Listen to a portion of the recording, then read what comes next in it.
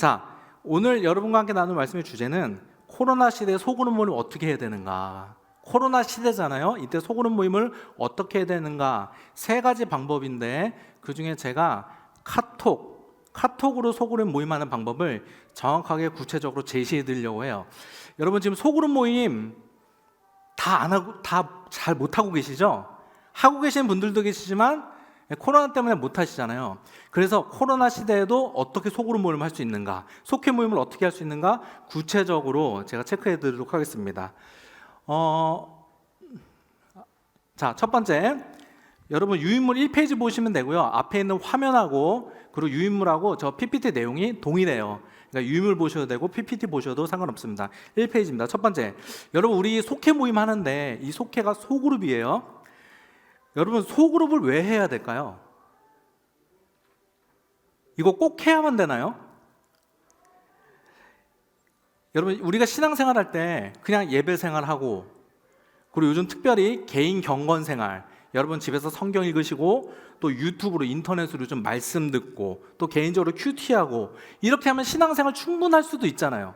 만약에 여러분들이 속도원들에게 우리 속회로 모입시다, 우리 소그룹 모임을 합시다 라고 했는데 여러분 속도원들 중에 누군가가 이거 속회 모임 꼭 안 해도 상관없잖아요, 이거 왜 꼭 해야 돼요? 라고 말하면 여러분 뭐라고 대답하실 거예요? 한번 생각을 해보세요. 잠깐 기다려 드릴게요. 우리 소그룹 모임 왜 해야 되는가? 우리 속회를 왜 꼭 해야 되는가?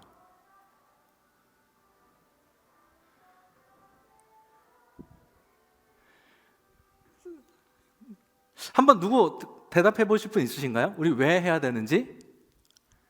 답은 정해져 있는 건 아니에요.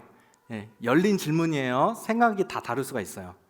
혹시 말씀해 보실 수 있는 분? 예, 말씀해 주세요. 권사님. 예, 감사합니다. 자, 지금 말씀 뭐라고 하셨냐면은 저희가 주일날 교회에서 말씀 듣잖아요. 말씀 들은 거를 적용할 수 있어야 돼요. 적용할 수 있는 모임이 필요한데 우리가 적용해야 되는데 살아야 되는데 그 말씀을 나누고, 그렇죠? 나눌 수 있는 공동체, 나누면서 내가 어떻게 살아야 될지 결단하는 공동체, 그리고 그렇게 결단하고 그렇게 살 수 있도록 적용할 수 있도록 살기 위해서는 소그룹 모임이 필요하다. 예, 우리 박수 한번 할까요? 예, 우리 대답해 주셔서 너무 감사합니다. 예, 맞습니다. 예, 여러분들이 또 각자 생각하는 소그룹을 해야 되는 이유 다 그 정답이에요. 근데 너무 잘 대답해 주셨어요. 소그룹을 우리가 왜 해야 되는가? 이거는 강의가 끝나면은 마지막에 정리해서 말씀을 다시 한번 드리겠습니다. 제가 강의 진행하는 동안 그 내용들이 다 말씀에 나올 거예요. 한번 넘겨보겠습니다. 먼저 2페이지 보시면요. 소그룹은 무엇인가? 소그룹의 정의에 대해서 알아야 되죠. 소그룹은 영적인 세움과 전도. 근데 전도뿐만 아니라 새신자가 교회에 왔을 때 이 새신자를 정착시키는 것까지 포함하는 거예요. 전도, 새신자 정착을 위해 정규적으로 만나는 헌신된 사람들의, 제가 2년 전까지 가르칠 때까지만 해도 그냥 모임 그랬어요. 영적인 세움과 새신자의 정착, 전도를 위해 정규적으로 만나는 헌신된 사람들의 모임이라고 제가 정의를 했어요. 근데 제가 이번에 새롭게 여러분에게 강의를 하려고 준비하다 보니까 모임으로 가면은 지금 시대에 안 맞아요. 지금은 시대가 바뀌었어요. 모임이라고 하면은 지금 이 시대에 소그룹 모임의 정의를 다 담을 수가 없더라고요. 그래서 어떻게 모일 것인가도 더 넣어야겠더라고요. 그래서 제가 가로치고 추가했습니다. 온라인, 오프라인 모임입니다. 이게 소그룹의 정의예요. 자, 여러분, 소그룹을 하는 목적이 무엇이죠? 이 소그룹 정의에 나와 있죠? 소그룹 하는 목적 뭐예요? 첫 번째 뭐예요? 영적인 세움. 소그룹을 통해서 사람을 세우는 거예요. 영적으로. 이게 목표예요. 그리고 두 번째 목표가 뭐죠? 전도, 새신자 정착. 여러분, 소그룹이 새신자를 정착시키기 위한 가장 좋은 프로그램입니다. 여러분, 이 예배는요, 우리가 예배 시간에 은혜를 받아야 정착하겠죠. 근데 이 예배는 대모임이잖아요. 대모임을 통해서는 관계가 생길 수가 없어요. 그러니까 새신자가 왔을 때 관계가 생겨야 되는데 그 관계가 생길 수 있는 장이 어디예요? 사실 소모임, 소그룹이란 말이에요. 그러니까 영적인 세움과 전도, 이게 소그룹의 목적이에요. 자, 보세요. 소그룹 유인물 보세요. 유인물 2페이지 보면요, 소그룹의 목적은 변질되어서는 안 된다. 여러분, 이 목적은요, 사람을 세우고 사람을 전도하고 정착시키는 이 목적은 어떤 시대가 돼도 변화되지 말아야 될 목적이에요. 자, 그러나 소그룹을 목적을 이루기 위한 방법, 어떻게 이것을 이룰 것인가라는 방법은 시대에 따라 변화될 수 있다는 거예요. 자, 지금 시대에는 어떻게 모인다는 거예요? 어떻게 이 목적을 이루어요? 예전에는, 우리 코로나 전에는 오프라인 모임을 통해서만 이 모임을 실현했습니다. 이 목적을. 근데 지금은 어떻게 실현할 수 있는 거예요? 오프라인뿐만 아니라 온라인을 통해서도 실현할 수 있다는 거예요. 여러분, 이거 받아들여지시나요? 예, 일단 서론이 돼야, 이게 우리가 수용이 돼야 여러분이 저와 같이 소그룹을 갈 수 있기 때문에 지금 말씀드리는 거예요. 여러분, 이거 수용되시나요? 온라인으로도 이제 사역을 할 수 있어야 된다는 거예요. 여러분, 자, 2020년 1월에 우리나라에 코로나가 터졌습니다. 그리고 생각했던 것보다 코로나 시기가 길어지고요. 그 이후로 우리가 교회에서 모임을 잘 하지 못하게 되었어요. 자, 우리가 코로나가 시작되면서 코로나로 세상이 바뀌었다, 이렇게 생각을 해요. 근데 여러분, 여기 지금 보시면요, 다음 PPT 보시면요, 코로나로 변화된 것은 방향이 아니라 속도예요. 어차피 결국은 지금 모임하고 있는 이러한 모습으로 시대가 가는 거예요. 근데 코로나로 그 시대가 빨리 온 거예요. 속도가 변한 거예요. 여러분, 여기 유인물 보시면요, 세들백 교회 2013년도부터 온라인 사역자를 뽑았어요. 여기서 말하는 온라인 사역이라는 것은 그냥 인터넷 방송하고 이런 수준이 아닙니다. 온라인 사역자는 온라인으로 성도를 모집하고 새신자를 온라인으로 받아요. 예, 온라인 교회가 있어요. 그리고 온라인으로 제자 훈련하는 섹션이, 파트가 따로 있는 거예요. 2014년도 코로나 시작되기 전부터 이미 하고 있었어요. 그리고 만낙교회 김병삼 목사님 아시나요? 만낙교회? 저는 만낙교회가 우리나라에서 가장 앞서가는 사역을 하는 교회가 아닌가라고 생각하는데, 이 만낙교회, 김병삼 목사님이 담임하시는 만낙교회에서는요, 2018년도 코로나 시작하기 전부터 만낙교회 온라인 교회를 이미 시작했어요.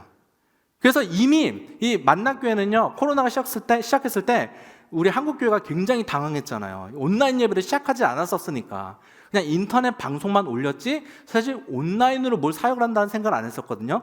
근데 이 만낙교회는 이미 온라인 교회가 있었기 때문에 이게 적응하는 게 좀 쉬웠다고 얘기를 하시더라고요. 그래서 책을 썼는데, 이 온라인 교회, 온라인, 그러니까 온라인이냐 오프라인이냐, 아니다, 온라인, 오프라인, 온라인 같이 가야 된다. 이거를 이미 2018년도부터 시작했다는 거예요. 무슨 말이냐? 코로나가 오기 전부터 이미 이제는 온라인 교회도 해야 된다, 온라인 사역도 해야 된다라고 교회들도 이미 움직이고 있었고 사회도 움직이고 있었고, 그런데 코로나로 이 시대가 빨리 오게 된 거예요. 여러분, 코로나가 끝나도 이러한 상황, 지금 온라인으로 사역해야 되는 상황은 변하지 않습니다. 여러분, 이거 받아들여지시죠? 우리가 이걸 받아들여야, 제가 지금부터 이제 카톡으로 하는 소그룹 모임을 할 건데, 아니 모여서 소그룹 모임 해야지, 무슨 카톡으로 소그룹 모임이냐, 이거를 받아들이시고 할 수가 있어야 돼요. 물론 저는 오프라인을 가장 지향합니다. 온라인으로만 멈추면 안 돼요. 우리가 오프라인을 지향해야 돼요. 그러나 온라인도 할 수 있어야 돼요. 이거 같이 가야 됩니다. 예, 이렇게 됩니다. 자, 그럼 우리 교회에서 할 수 있는 소그룹 방법이 무엇이냐? 세 가지입니다. 제가 제시합니다. 첫 번째, 카톡으로 모이는 방법. 두 번째, 줌으로 모이는 방법. 세 번째, 오프라인으로 모이는 방법. 두 번째, 세 번째는 이미 하고 있어요. 그리고 카톡으로 모이는 방법, 여러분, 카톡으로 모이는 거는 정확하게 우리 교회에서 지금 시행하고 있지 않다고 보고 있습니다. 자, 지금 순서로 보시면 카톡으로 모이는 소그룹 방법을 제가 첫 번째로 지금 올려놨어요. 왜냐하면 여러분에게 이 시간 다 소개할 거지만 카톡으로 모임하는 소그룹 방법을 소개하고 여러분에게 그 모임을 제안드리고 싶어서 그렇습니다. 자, 카톡을 통한 소그룹 모임. 카톡을 통한 소그룹 모임의 장점이 무엇이냐? 왜 카톡을 통한 소그룹 모임 여러분에게 추천하느냐? 첫 번째, 여러분, 카톡은 줌에 비해서 사용이 편리합니다. 여러분, 어르신들 줌 사용하기 어렵습니다. 줌으로 모이기 어려워요. 그러면 어르신들만 그러냐? 여러분들 해보셔서 아시죠? 어린 아이가 있는 집도요, 줌으로 모이기 쉽지 않아요. 집에 아이들 있는데 줌으로 모인다? 여러분, 생각보다 어려워요. 그리고 두 번째, 여러분, 줌이 쉽잖아요. 줌으로 모이는 건 교회에 모이는 것보다 쉽잖아요. 그러나 줌도 생각해보면 정해진 시간에 모여야 돼요. 자, 직장인이에요. 직장인이 평일 저녁에 정해진 시간에 줌으로 모인다? 여러분, 쉽지 않습니다. 다 아시죠? 제가 여러분들 속해마다 속속들이 사정을 모르는데 여러분 그렇게 생각하시죠? 정해진 시간에 모이는 거 쉽지가 않아요. 그러나 카톡은 어떻게 돼요? 언제나 어디서나. 그리고 카톡은 누구나 사용할 수 있는 지금 우리가 갖고 있는 소통의 도구예요. 카톡은 언제나 어디서나 삶을 나눌 수 있으며 누구나 사용 가능한 소통의 도구예요. 자, 여러분 잘 보세요. 이전에는 정해진 시간과 정해진 장소에 모여야 됐어요. 줌도 정해진 시간에 모여야 돼요. 이게 쉽지가 않아요. 매주 모이는 거거든요. 이거 쉽지 않아요. 직장인들이 매주 정해진 시간에 모인다는 거 쉽지가 않아요. 그러나 지금은 어떻게 해야 돼요? 언제나 어디서나 모일 수 있어야 돼요. 예전에는 완전 코로나 전에는 한 곳에 모여서 정해진 시간에 모여서 여기서 속해 모임을 했다면 이제 앞으로는 지금은 언제나 어디서나 모일 수 있는 소그룹 모임을 지향할 수 있어야 됩니다. 그게 바로 카톡을 이용한 소그룹 모임이에요. 자, 카톡 소그룹 모임 진행 방법 한번 보겠습니다. 조금 복잡하시겠지만 한번 보시면서 천천히 저랑 가실게요. 들으시면 별거 아니에요. 첫 번째, 여러분 속해 공과 있으시죠? 여러분 속해 모임을 오프라인으로 직접 모이면 속장님들이 속해 공과를 이렇게 가르쳐 주시든지 또 그걸 가지고 인도를 하시잖아요. 아니면 줌으로 하실 땐 여러분 어떻게 하시나요? 죄송합니다. 제가 줌으로 지금 어떻게 하는지를 몰라서. 근데 줌을 만약에 속해 공과를 이용하신다면 속해 공과의 내용을 나눠야 되잖아요. 그러면 속해 공과가 뭔지를 속장님을 통해서 전달받아야 되잖아요. 근데 이거를 안 하고 첫 번째, 영상을 제작하려고 그래요. 영상을. 제가 여러분에게 매주 영상을 제작할 겁니다. 근데 가정예배처럼 뭐 찬양하고 기도 놓지 않고 속해 공과 내용만 딱 잘라가지고요. 한 5분에서 10분짜리 영상. 이번 내용은 이겁니다. 이런 은혜가 있습니다. 여러분 이렇게 사시겠습니까? 여러분 어떻게 사시겠습니까? 하면서 마지막에 결단 질문, 말씀에 관련된 결단 질문까지 넣어서 5분에서 10분짜리 영상을 만들 거예요. 그래서 제가 속자님들한테 영상을 싸드릴 거예요. 그러면 속자님들이 그 영상을 받으시고 각각 속도원들에게 영상을 다 보내주시는 거예요. 그러면은 각자의 삶의 자리에서 그 영상을 보는 거예요. 그 영상을 보고 모여서 나누는 게 아니라 각자 영상을 보고 나는 이것에 은혜 받았지, 나는 이게 은혜가 돼. 그리고 제가 영상에 나눔 질문을 넣을 거거든요. 나눔 질문, 나눔을 할 수 있는 질문. 당신이 믿음으로 살아야 될 삶의 자리는 어디입니까? 당신이 그렇게 살 수 있도록 당신은 무엇을 결단하시겠습니까? 이런 구체적인 질문을 여러분에게 드리면 여러분 각자 영상을 보고 그 결단을 하시면 돼요. 그리고 한번 보세요. 지금 보시면요, 2번 보겠습니다. 속도원은 영상 확인 후 영상 속 나눔 질문에 대하여 금요일 저녁까지 자신의 결단을 톡으로 나누는 거예요.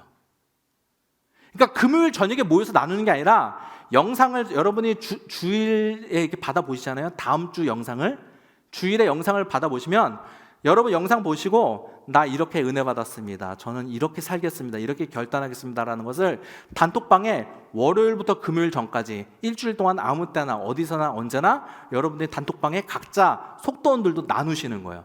그러면 3번 보세요. 금요일 저녁이 되면 속장님부터 자신이 지난주 빼세요. 죄송해요. 지난주 저거 빼야 됩니다. 자신이 이번 주 중에 결단한 내용에 대해 어떻게 살았는지 속장님부터 나누시는 거예요. 제가 이번 주에 이제 말씀으로 돌아가고 싶어서 제가 큐티를 하기로 결단했는데 제가 큐티를 이번 주에 일주일 동안 했습니다. 이렇게 결단한 거에 대한 삶을 나누는 거예요. 언제까지? 주일까지. 삶에 대한 결단을 주중에 나누고 금요일부터 주일까지 결단에 대해서 어떻게 살았는지 피드백을 서로 나누는 거예요. 그러면 댓글을 통해서 서로 격려하고 그렇게 일주일 속해 모임이 끝나는 거예요. 어떤 건지 이해 가시죠? 이렇게 됩니다. 한번 보실게요. 주일부터 월요일까지 영상을 확인해요. 저도 만들어 봐야 알 것 같아요. 제가 아무리 늦어도 월요일날 보내려고 그래요. 그리고 제 생각은 지금 주일날 오후 저녁에 여러분에게 영상을 보내드리려고요. 지금 이번 주 주보에도 다음 주 속해 본문이 나와 있죠. 다음 주 금요일날 모여야 될 속해 본문. 그 본문을 가지고 제가 주일날 오후에 여러분에게 영상을 보내드리려고 해요. 그럼 여러분들이 주일날부터 영상을 보시고 그 다음 어떻게 돼요? 금요일 저녁까지 영상 보고 은혜 받은 거, 그리고 은혜 받은 것에 대한 나눔 질문에 대해서 나는 이렇게 살겠습니다. 일주일 동안 이렇게 결단합니다. 이렇게 삶을 나누는 거예요. 결단을 나누는 거예요. 그러면 금요일 저녁부터 속장님부터 해도 되고 또 속도원이 먼저 할 수도 있고요. 금요일부터 또 주일까지 여러분의 삶, 어떻게 결단한 것을 어떻게 살았는지 이렇게 나누시면 됩니다. 유인물 4페이지로 넘어가겠습니다. 자, 한번 하나씩 좀 디테일하게 잡아드릴게요. 여러분 결단하실 때 주의점. 첫 번째, 한 주간 실천 가능해야 돼요. 그리고 구체적이어야 됩니다. 추상적이면 안 돼요. 예를 보겠습니다. 자, 왼쪽에 보세요. 모든 일에 감사하는 마음을 갖도록 하겠습니다. 구체적이지 않잖아요. 결단하는 건 좋은데 이거 결단에 대해서 어떻게 살았는지 어떻게 나눌 거예요. 여러분 결단은 구체적이고 실천 가능해야 돼요. 그래서 오른쪽 지금 보세요. 오른쪽처럼 이렇게 결단할 수 있어야 돼요. 오늘 밤 잠들기 전 감사 제목 10가지를 찾아서 적어보겠습니다. 구체적이죠. 실천 가능하죠. 그거 나눌 수 있죠. 금요일 날 제가 10가지 감사 기도 제목을 적었는데 제가 참 힘든 줄 알았는데 생각해보니까 너무 감사한 일이 많더라고요. 이렇게 나누시면 되겠죠. 감사 제목을 적고 보니 참 감사한 마음이 들었습니다. 이렇게 구체적이어야 돼요. 자, 속장님의 역할이 무엇이냐? 이전에는 조금 이따 다 설명드릴 텐데 이전에는 가르치는 역할이었다면 지금은 격려해주고 그리고 잘 나눌 수 있도록 가이드해주는 역할이 속장님의 역할이에요. 만약에 속도원들 중에 저 참 감사하는 마음이 필요하다는 것을 깨달았습니다. 저는 감사하는 마음을 갖겠습니다. 속도원님들 중에 이렇게 결단을 하잖아요. 그럼 속장님들이 좀 가이드를 해줘야 돼요. 아무개 권사님 조금 구체적으로 우리가 결단했으면 좋겠어요. 오늘 자기 전에 감사 제목이 뭔지 한번 10가지만 한번 적어보시겠어요? 그렇게 여러분들이 가이드를 해줘야 돼요. 그게 속장님의 역할 중에 하나예요.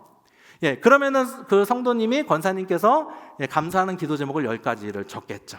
또 두 번째 예를 보겠습니다. 한 주간 아이들을 사랑하겠습니다. 얼마나 추상적입니까? 구체적이지 않잖아요. 근데 이거를 구체적으로 여러분들이 또 가이드를 해주셔야 되고 그렇게 나눠주셔야 돼요. 아이들과 하루 종일 집에 있다 보니 저도 모르게 아이들에게 짜증을 많이 냅니다. 이번 주간은 하루에 3번씩 아이들을 꼭 안아주고 사랑한다고 말하겠습니다. 구체적이죠? 그리고 한 주간 실천 가능하죠? 실천 가능해야 돼요. 저는 전 세계 인류를 사랑합니다. 사랑하겠습니다. 이것처럼 쉬운 게 없어요. 인류를 사랑하는 것처럼 쉬운 일이 없어요. 왜냐면 구체적이지 않거든요. 실천 가능하지가 않거든요. 그것보다 옆에 있는 성도님에게 제가 사랑을 표현하고 싶어요. 성도님에게 사랑한다고 한번 고백해 보겠습니다. 물론 좀 이상할 수도 있지만 그게 더 어렵단 말이에요. 저하고 조금 이렇게 마음이 불편한 어떤 한 분이 계신데 그분에게 먼저 가서 식사하자고 얘기를 해보겠습니다. 이게 더 어려워요. 인류를 사랑하는 것보다. 그러니까 구체적이고 실천 가능해야 된단 말이에요. 여러분들 이거를 속도원들이 이렇게 결단할 수 있도록 가이드를 해주셔야 된다. 한번 넘어가겠습니다. 5페이지 보겠습니다. 여기서 잠깐 생각해 볼 문제인데요. 왜 소그룹 공동체 자신의 결단을 말해야 될까?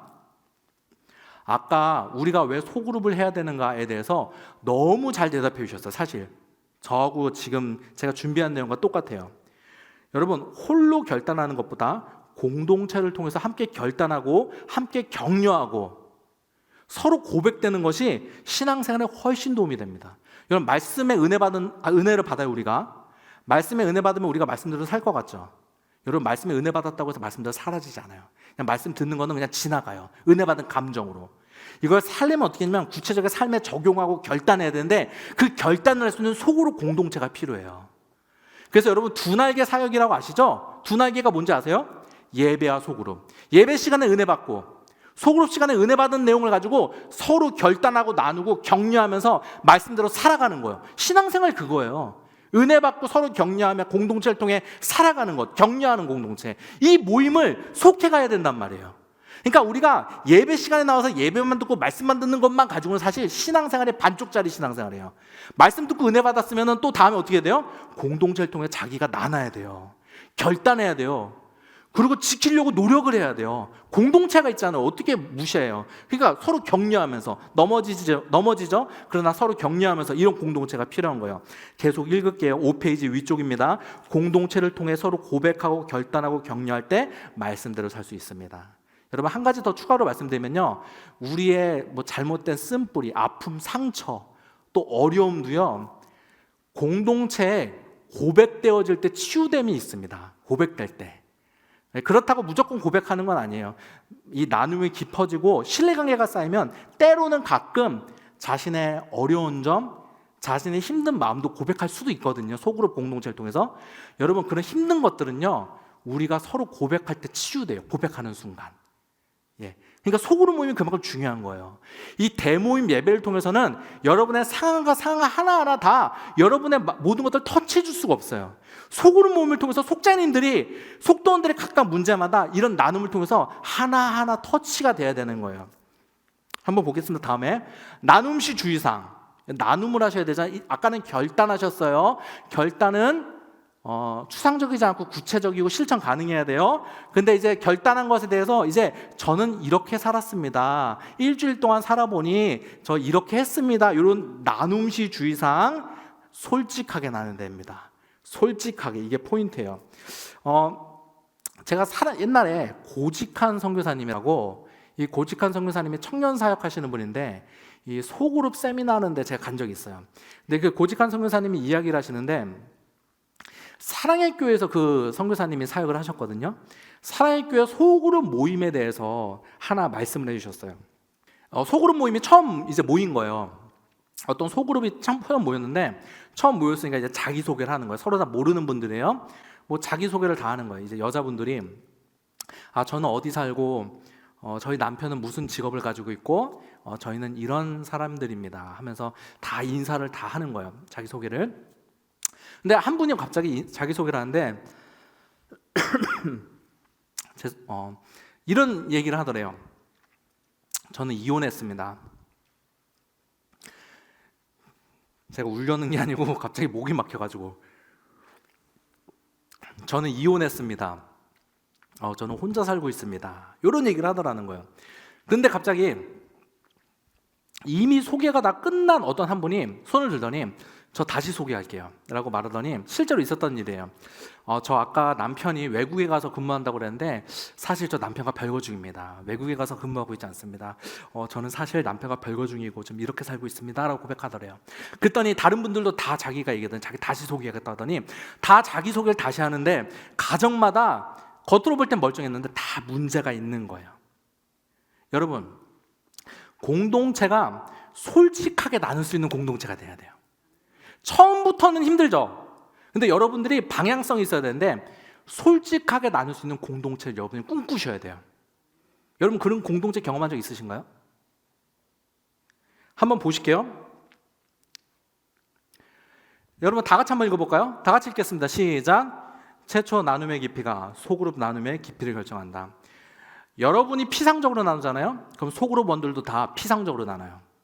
여러분들이 진실된 모습으로 나누지 않잖아요. 그럼 다 거짓된 모습으로 나눔을 합니다.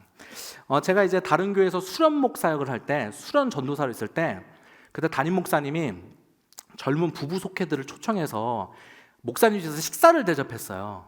근데 식사하실 때 저희 교육자들이 다 따라가서 뭐 레크레이션도 인도하고 뭐 그런 것들을 제가 했어요.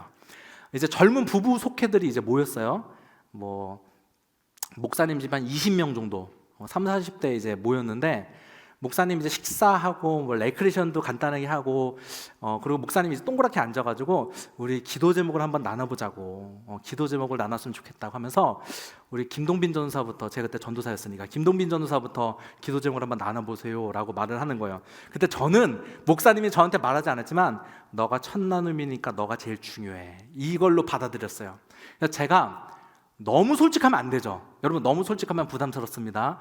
제가 자꾸 음란한 생각이 들어서 이건 너무 부담스러워요. 그런 거 말고 저의 정말 고민이었던 것을 그냥 나눴어요. 기도 제목으로 제가 뭘 나눴냐면 그때 제가 청년부 사역을 하고 있었는데 청년부 주일 설교를 매번 했거든요. 근데 설교가 너무 힘들었어요. 그때 잘하고 싶었는데. 그래서 제가 그 얘기를 했어요. 제가 청년부 설교를 주일마다 하는데 설교가 너무 힘들다. 제 설교가 준비를 열심히 하는데도 이게 은혜가 안 돼서 요즘 많이 사실 스트레스를 받는다. 제가 설교 사역을 좀 잘할 수 있도록, 또 제가 신실하게 설교 사역을 할 수 있도록 여러분 기도 좀 부탁드립니다 라고 했어요. 저희 솔직한 부분이거든요. 너무 부담스럽지 않으면서도 제가 그렇게 나누고 그 다음부터 다 깊은 기도 제목을, 진실된 기도 제목을 나눴어요. 여러분 첫사람이 깊이 나눠야 다른 사람들도 깊이 나눌 수 있는 거예요. 여러분 가장 솔직하게 진실되게 나눠야 될 사람이 누굴까요? 여러분이 먼저 나누셔야 됩니다. 여러분이 먼저 오픈하셔야 돼요. 여러분은 아무 잘못 없는 것처럼, 나는 진짜 거룩에 살면 사는 것처럼 나누잖아요. 그럼 속도원들 나누지 못해요. 여러분들 때로는 실수도 나누고 말씀대로 살지 못한 것도 정직하게 나눌 수 있어야 돼요. 물론 너무나 죄악된 거 나누면 안 돼요. 그런 건 안 되는데 여러분 진실되게 나누실 수 있으셔야 됩니다. 여기 글 계속 읽도록 하겠습니다. 5페이지. 단 신뢰관계가 형성되지 않는 상태에서 너무 깊고 솔직한 나눔은 부담스러울 수 있습니다. 막 죄를 나눈다든지 이런 거는 아니에요. 진짜 성령님이 강하게 역사하시면 모를까, 너무 부담스러운 거 말고 진실되게. 다음 보겠습니다. 잘한 것만 나누지 말고 실천하지 못한 부분이나 어려운 점도 여러분도 나눌 수 있으셔야 돼요. 자, 여러분 잘 보세요. 여러분 나눌 때 누구부터 나누냐가 중요해요. 오프라인으로 모였을 때도요, 여러분이 나누시던지 아니면 매번 여러분이 나누시는 게 조금 재미없잖아요. 그럼 그 다음에 여러분들 지목을 하셔야 돼요. 아무개 권사님 좀 나눠주시겠어요? 그때 여러분이 가장 잘 나눔을 할 수 있는 사람에게 지목하셔야 돼요. 왜냐하면 첫 번째 나눔의 깊이가 그 다음 나눔을 결정하거든요. 이해 가시죠? 그게 나름대로 스킬이에요. 한번 볼게요. 솔직한 나눔. 이렇게 나누는 거예요. 잘못한 것도 여러분이 나눌 수 있어야 돼요. 아이들에게 짜증을 내지 않으려고 했는데 수요일 아침 늦장을 부리는 아이들을 보고 큰 소리를 냈습니다. 그래도 결단한 것이 생각나서 저녁에 미안하다고 사과했습니다. 말씀대로 못 살았다는 거잖아요. 나도 짜증내고 화냈다는 거잖아요. 이런 것도 나눌 수 있으셔야 돼요. 물론 저는 맨날 못 살았다 하면은 그 속장님의 자격이 없다고 볼 수도 있지만, 이런 것도 나눌 수 있으셔야 된다. 솔직한 나눔. 자, 다음 보겠습니다. 유인물 6페이지입니다. 격려시 주의사항. 여러분들이 나눔이 되잖아요. 그럼 여러분들이 격려해 주셔야 돼요. 그게 속장님들의 역할이에요. 자, 속장님들은 속도원들이 바르게 결단할 수 있도록 지도하고 격려해야 합니다. 결단하지 못하는 분들에게는 결단해 달라고 격려하시고, 그냥 믿음으로 살게요 이런 분들에게는 한번 믿음으로 산다고 하셨는데 한번 이번 한 주간 말씀을 한 장씩 읽어보시겠어요? 제안할 수 있잖아요. 이런 게 여러분의 역할이에요. 결단의 내용이 너무 추상적이거나 시간이 많이 걸리는 내용이라면 속장님이 바른 결단을 제안할 수 있어야 됩니다. 한번 볼까요? 속도원들 중에 이렇게 결단할 수 있어요. 아버지의 영혼 구원을 위해 힘쓰겠습니다. 아까 결단할 때 주의점이 모여야 돼요. 구체적이고 실천 가능해야 되죠.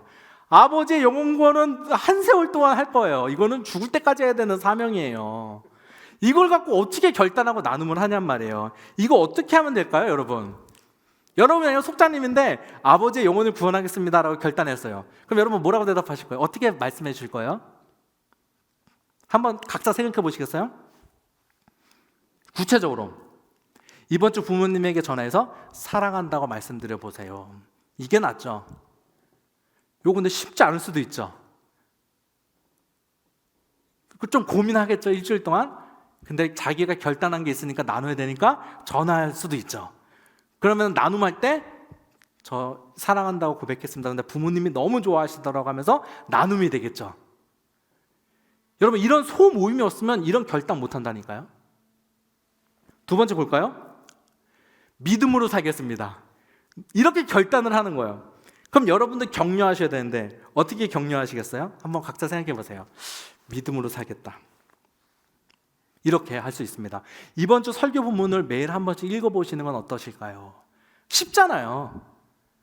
그리고 이렇게 몇 번 하면은 속도원들도 아실 거예요. 아, 이렇게 하면 되는구나 하면서 결단하면서 큐티도 다시 시작할 수 있고 말씀 읽기도 다시 시작할 수 있고, 여러분들 그런 열매를 보시면 되는 거죠.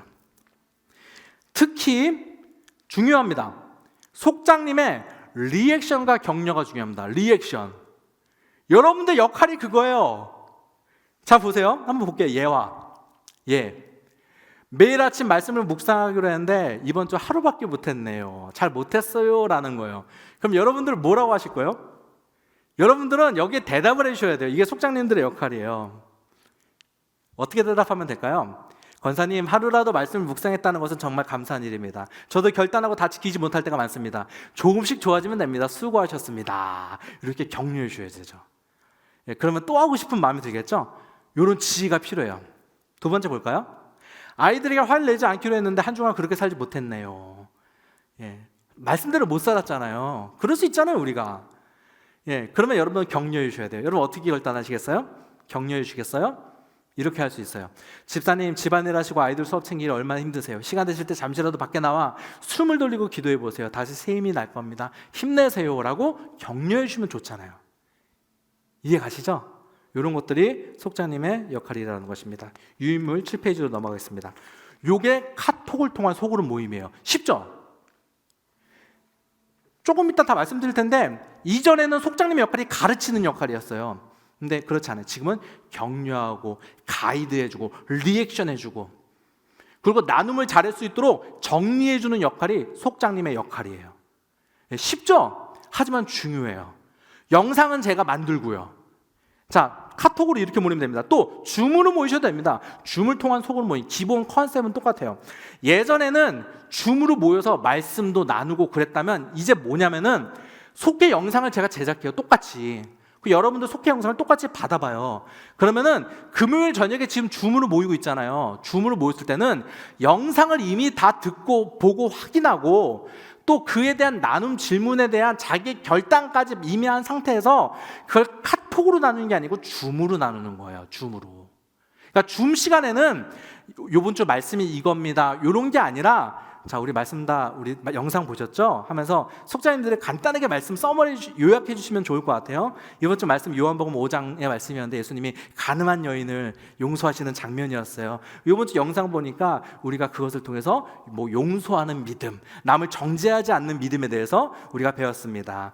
혹시 질문이 이거였는데 결단 질문 이거였는데 혹시 여러분 혹시 결단한 내용 있으신가 한번 나눠 보실까요? 그러면 대답을 할 수도 있지만 안 할 수도 있어요. 누군가가 제가 먼저 말할게요 하면 너무 좋고 만약에 대답을 아무도 안 하고 있다 그럼 좀 기다리세요. 여러분 침묵을 두려워해서는 안 됩니다. 기다려서 생각할 시간을 주셔야 돼요. 기다리셨다가 그럼 제가 먼저 나눠보겠습니다. 저는 이 말씀을 보고 여러분이 먼저 나누시면 돼요. 아니면 그러면 아무개 권사님께서 나눠주시겠어요? 제일 나눔을 잘할 것 같은 분 한 분을 지목하세요. 이해가시죠? 이런 팁 같은 거 중요합니다. 그런 식으로 나눔과 삶을 줌으로 나누는 거예요. 그러니까 줌도 똑같아요. 자, 보세요. 줌 모임 시에는 나눔만 합니다. 가르치는 건 줌에서 안 합니다. 배우는 거는 영상을 통해 다 소화가 끝난 상태에서 가는 거예요. 자, 계속 볼게요. 이런 거를 왜 자꾸 설명드리냐면은 여러분 개념을 잡으시라고. 혹시나 저하고 다르게 속장의 역할을 알고 계신다면은 속회의 역할을 다르게 알고 계시면 이 개념이 중요하거든요. 예전에는 예배 중심이었어요. 이었다면 지금은 나눔 중심이에요. 자, 우리가 추구하는 속회 모임은 어떤 모임이냐? 나눔 중심의 속회 모임이에요. 여러분 이해가세요? 가르치는 모임이었다면 이제는 나눔을 돕고 격려하는 자가 속장님의 역할이에요. 자, 여러분 중에 이럴 수 있어요? 제가 예전에 섬겼던 교회에서도 저희 여기 서울 좋은 교회 오기 전에 섬겼던 교회에서도요 속회 모임 때 성경 공부하는 속회가 있었어요. 저는 어떻게 생각하냐면은 성경 공부하고 싶으면은 성경 공부반을 따로 만들어서 해라. 속회 모임을 통해서 나눔 공동체다. 아까 처음에 말씀하셨듯이 말씀 들은 것들을 나누고 결단하고 어떻게 사는지를 서로 피드백하고 격려하는 공동체가 돼야 돼요. 그래야 우리의 삶이 변화돼요. 줌 모임 시 진행 순서, 이건 제가 생각한 제안이에요. 환영 인사하고 뭐 서로 오실 때까지 좀 기다려야 될 것 아니에요. 뭐 한 주간 어떻게 지내셨어요? 이런 거 하고 한 주간에 결단한 삶에 대해서 나눔. 영상 보고 이렇게 나눴습니다. 이번 주 말씀 듣고 감동 도전되는 결단 나누기, 그리고 마무리 기도하고 끝내시면 됩니다. 유인물 8페이지로 넘어가도록 하겠습니다. 마지막은 빠르게 가겠습니다. 오프라인을 통한 소그룹 모임. 오프라인을 왜 말씀드리냐? 여러분 오프라인 모임을 지금 제가 이제 말씀드릴 텐데 이게 모임에 팁이 많아요. 팁. 그래서 이거 한번 짚고 넘어가야 돼요. 자, 일단 오프라인 모임은 4가지로 진행이 되는데 환영, 경배, 말씀, 사역 이렇게 4가지 순서로 진행이 돼요. 요거는 제가 만든 게 아니라 조엘 코미스키의 사람들이 몰려오는 소그룹 인도법이라는 책이 있어요. 그 책이 그렇게 나와요. 그리고 저는 이 방법대로 사실 코로나 전까지 어디를 가건 이런 방식으로 소그룹 모임을 했어요. 요 모임으로 진행이 돼요. 하나씩 볼게요. 이제 PPT는 없어요. 유인물 보시겠습니다. 첫 번째 환영, 첫 번째 간식입니다. 지금 코로나 때문에 못 먹지만 그냥 팁으로 아세요. 그냥 팁으로, 그냥 참고로. 자, 쭉 읽겠습니다. 먹을 것 없이 모임은 없다. 다양한 먹거리 제공하라. 특별 만찬, 집 초대 외식 같은 거 해야 되고요. 먼저 먹고 시작하라. 먹으면서 진행하라. 최악은 뭐예요? 먹을 거, 음식을 앞에 두고 모임 진행하는 거. 이거 최악입니다. 그러니까 지금 코로나라서 그렇게 못하지만 먹으면서 모임해야 된다. 이거는 오프라인 모임할 때 사실 기본. 지금은 못하지만요. 아이스 브레이크 하셔야 돼요, 여러분 사실. 근데 이게 온라인 모임에도 아이스 브레이크 같은 시간이 좀 필요해요. 사실 아이스 브레이크가 별거 아니고 한 주간 어떻게 지내셨어요? 이게 아이스 브레이크래요. 근데 아이스 브레이크를 조금 약간 지혜롭게 잠깐 머리를 써서 하면은 나눔을 훨씬 더 잘할 수 있어요. 아이스 브레이크도 일단 먼저 읽겠습니다. 아이스 브레이크는 사람의 마음의 문을 열어주는 활동이다. 꼭 아이스 브레이크를 성실히 이행 후 모임을 시작하라. 다양하고 역동적인 아이스 브레이크를 실시하라. 아이스 브레이크부터 너무 깊은 이야기를 나누지 않도록 하라. 가벼운 나눔이 좋다. 민원이 많을 경우 몇 명만 선정해서 나누도록 한다. 그러니까 뭐 어떻게 사셨어요? 이것도 뭐 10명이면은 다 나누지 마시고 한 우리 3분만 오늘 나눠볼까요? 하면서 뭐 종이 뽑기 같은 거 하세요. 번호 이렇게 넣고 뽑히는 사람 나누겠습니다. 이러면 재밌잖아요. 10명 다 듣는 거 속으로 모이면 다 끝날 시간까지 돼요. 그런 것도 필요하고 아이스 브레이크의 예화 13페이지 맨 마지막 페이지 한번 보시겠어요? 아이스 브레이크 이거 실제로 제가 했던 건데 11페이지에 보시면 뇌구조예요. 뇌구조. 당신의 뇌구조를 그려보세요. 그러면 뇌구조를 그리면요 이 안에 자기가 막 써요. 자기 머리에 지금 가득 차 있는 거. 가정, 뭐 부부싸움, 내가 요즘 사고 싶은 거, 뭐 게임기, 뭐 골프, 그 다음에 저기 조그마한 왼쪽 밑에 점 같은 거 있는데 여기 예수님, 뭐 이런 식으로. 그리고 이거를 사람들한테 보여주면서 설명하는 거예요. 자기의 뇌구조에 대해서. 그러니까 잘 보세요. 일주일 동안 어떻게 사셨어요? 그럼 그것도 한두 번이죠. 여러분 소그룹 모임을 매주 하잖아요. 그럼 한 주간 어떻게 사셨어요? 식상해요. 맨날 똑같아요. 근데 질문을 다르게 하는 거예요. 당신의 뇌구조. 그러면은 이걸 설명하면서 요즘 내가 무엇에 관심 있어 하는지 요거를 설명하게 된단 말이에요. 자연스럽게. 요 아이스 브레이크는 제가 실제로 2019년도에 이제 다른 교회에서 부부 속회를 하는데요. 첫 모임할 때 여러분들처럼 이 속회를 어떻게 되는지 세미나를 먼저 하고 리더 모임을 먼저 가르친 다음에 부부 모임을 시작했어요. 그리고 처음 아이스 브레이크로 이걸 시작했는데 피드백이 너무 좋았어요. 이 속회 모임을 시작하기 전에 이 아이스 브레이크를 하는데 벌써 막 1시간 동안 나눔이 막 웃고 뭐 분위기가 너무 좋았다. 이걸 통해서 약간 몸을 풀어주는 거예요. 몸을 풀어주고 그 다음에 이제 아이스 브레이크를 충분히 한 다음에 나눔을 하면 나눔이 너무 잘 됩니다. 이런 거 좀 알아두시면 좋아요. 빨리 가겠습니다. 경배. 악보 확보하면 좋다. 반주자가 있다면 미리 부탁하라. 모두 잘하는 찬양으로 선곡하라. 대충 찬양하지 말고 찬양하지 말라. 찬양에 힘이 있다. 찬양할 때 어두움이 물러가고 부정적인 분위기가 사라진다. 넘어가겠습니다. 9페이지 말씀. 자, 보겠습니다. 소그룹 시간은 말씀을 가르치는 시간이 아니다. 내가 은혜 받은 말씀을 나누는 시간이다. 자, 중요합니다. 말씀을 나누는 시간이에요. 여러분 옛날에 100분 토론 손석희가 인도했어요. 말을 누가 많이 하죠? 패널들이 말을 많이 해요. 그러나 그 100분 토론을 주관하는 사람은 누구예요? 말을 안 해도 손석희가 주관하는 거예요. 그만 말하시고요. 이제 이쪽에서 한번 말해볼까요? 예, 알겠습니다. 여기 주제는 여기까지. 한번 이쪽에서 말해보시죠. 주관은 손석희 손에 달려있는 거예요. 여러분 똑같아요. 리더의 역할이 이와 같은 거예요. 여러분들이 말을 꼭 많이 하실 필요 없어요. 이거 리더들은 뭔가 부담감이 있어. 내가 말을 많이 해야 돼요. 아니에요. 여러분들은 질문을 던지고 상대방이 말할 수 있도록 기회를 주고 가이드해 주시는 거예요. 질문을 만들어내는 거예요. 그리고 누군가가 혼자 말하려고 할 때 그 말을 적절하게 끊고 다음 사람이 말할 수 있도록 해주는 거예요. 한번 볼게요. 한 사람이 너무 길게 말할 경우. 가끔 말을 너무 많이 하는 사람이 있어요. 여러분 말 듣는 건 재미없습니다. 말하는 게 재밌지. 재미없는 속회는 나오지 않아요. 그러니까 모두 다 말할 수 있도록 해줘야 돼요. 정중히 양해를 구한 후 다른 사람이 말할 수 있도록 해주셔야 돼요. 우리 그러면 요번에는 우리 아무개 성도님이 말씀을 한 번도 못 하셨는데 우리 아무개 성도님이 말씀해 보시겠어요? 이거를 여러분들이 하셔야 돼요. 누군가가 막 5분 동안 자기의 막 신앙의 썰을 막 풀 때 네, 그거는 좀 이따 우리 나누도록 하고 너무 은혜스럽지만 조금 이따 나누시고 우리 이 주제에 대해서 우리 아직 못 나눈 사람이 있으니까 요번에 권사님이 좀 나눠볼까요? 우리 한번 다 집중해 볼까요? 이런 거 집중시키는 것까지 리더의 역할입니다. 침묵을 두려워해서는 안 된다. 소그룹원들이 생각할 시간을 주어야 된다. 오랜 시간 기다렸는데도 나눔이 안 될 경우에는 리더가 먼저 나누면 돼요. 기다렸다가 아니면 속회 안에 가장 나눔을 잘할 수 있는 속돈을 지목하여 나눔을 하도록 한다. 제가 다 말씀드렸죠. 나눔의 방법, 여러분 나누실 때 시계 방향, 고스톱 방향으로 돌리시면 안 됩니다. 재미없습니다. 그리고 여러분 나눔이 패턴이 있잖아요. 똑같이 이렇게 돌아가잖아요. 그럼 남의 말을 안 듣고 나는 무슨 말을 할까를 생각하게 돼 있어요. 그러니까 나눔할 때 랜덤으로 나누는 게 좋아요. 볼펜을 돌리시던지, 아니면은 저는 잘 쓰는 게 뭐냐면은, 자, 우리 아무개 권사님 한번 나눠보세요. 그리고 권사님 나누시잖아요. 권사님 다음 누가 나올지 지목해 주세요. 그럼 지목할 때마다 긴장감이 있잖아요. 재밌잖아요. 예, 이런 재미가 필요해요. 그러니까 고스톱 방향으로 돌리면 안 돼요. 랜덤으로 나눔 순서를 정하는 것이 좋다. 마지막 사역. 예, 사실 소그룹 모임은 2부 순서까지 이어져야 돼요. 사실은 뭐 생일잔치, 특별활동, 전도, 휴일을 이용한 여러 가지 모임들을 하면 좋습니다. 자, 마지막 페이지 10페이지 보겠습니다. 왜 소그룹 활동을 해야 되는가? 사실 지금 다 설명드렸어요. 하지만 정리해서 다시 보면요, 말씀을 삶에 적용하기 위해.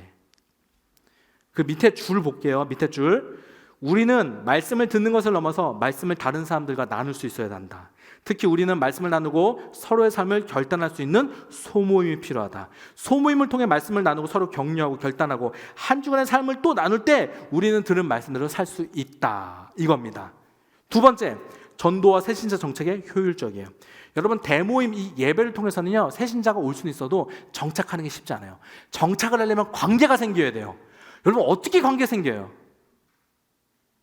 어떻게 관계를 생기냔 말이에요. 가장 좋은 모임이 바로 소모임 공동체입니다. 속회입니다. 그래서 여기는 사실 이 소모임은 전도까지 가야 돼요. 근데 전도가 지금 좀 안 되고 좀 코로나 때문에 힘드니까 전도가 안 되면 아직 적응하지 못하고 정착하지 못한 성도를 정착시키는 공동체. 속회 모임에 관심 없는 사람을 속회 모임에 나오게 하는 것, 이런 데까지 여러분 목적을 갖고 계셔야 돼요. 이해 가시죠? 예, 그래서 속회 모임을 하셔야 돼요. 여러분들 이거 기억하시고 다음 주에 똑같은 강의가 진행됩니다. 한 번 더 듣고 싶다, 그럼 또 나오셔도 됩니다. 제가 기도하고 마치도록 하겠습니다. 제가 영상을 2주 후부터 만들려고 그래요. 2주부터 영상 만들어서 제공하려고 하는데 구체적인 내용은, 구체적인 일정은 다시 단톡방을 통해서 공지드리도록 하겠습니다. 감사합니다. 수고하셨습니다. 예.